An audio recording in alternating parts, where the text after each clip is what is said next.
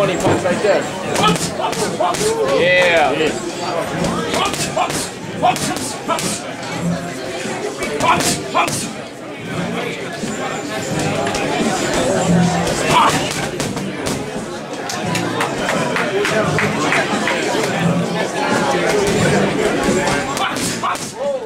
I don't think he deserves to be pound for pound number 4. I am the co-editor of The Ring Magazine's official website, ringtv.com, but I am not part of The Ring's editorial board, which makes the decisions on where fighters are ranked. Now, I am on the advisory committee, which is a panel of journalists from around the world.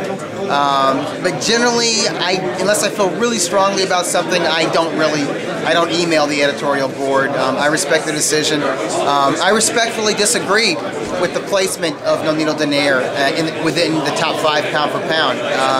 I understand if you want to argue that Nonito Donaire's talent merits him to be one of the top 5 elite fighters in the world, I understand that, because I think his talent, the combination of his talent, his dedication to the sport, and his skill, it makes him an elite fighter. A fighter who, you know, I would pick Nonito Donaire against Fernando Montiel, who's probably the most talented Mexican fighter in the game right now. And I think Donaire, I think Montiel should be ranked top 10 pound for pound.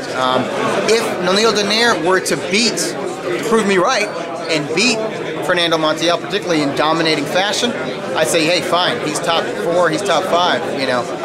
But he hasn't done that. So far, the biggest name on his record is Vic Darchinyan. That was a huge win. It took place in 2007, and he's had some impressive performances since then. I'm talking about Donaire, but not against world beaters. I think probably the best guy he's beaten since then was Raul Martinez, who was really not really a contender even. He was really kind of a prospect. It was awesome. He blew him out in 2 rounds. It was an awesome performance, but a smaller guy than Nonito, and somebody whose skill level and talent wasn't on par with theirs. And I think, you know, to become a pound for pound guy, you got to beat guys who are on your level in terms of skill, in terms of your stature, your size, and in terms of your natural ability and talent.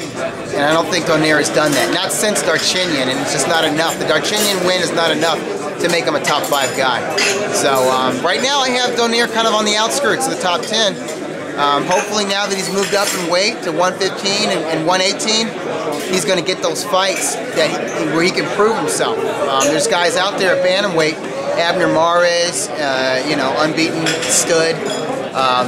Yonnhy Perez, unbeaten stud. Fights these dudes, you beat these guys, you're in there, pound for pound. And I would favor him to beat all those guys. I'll go on record with that.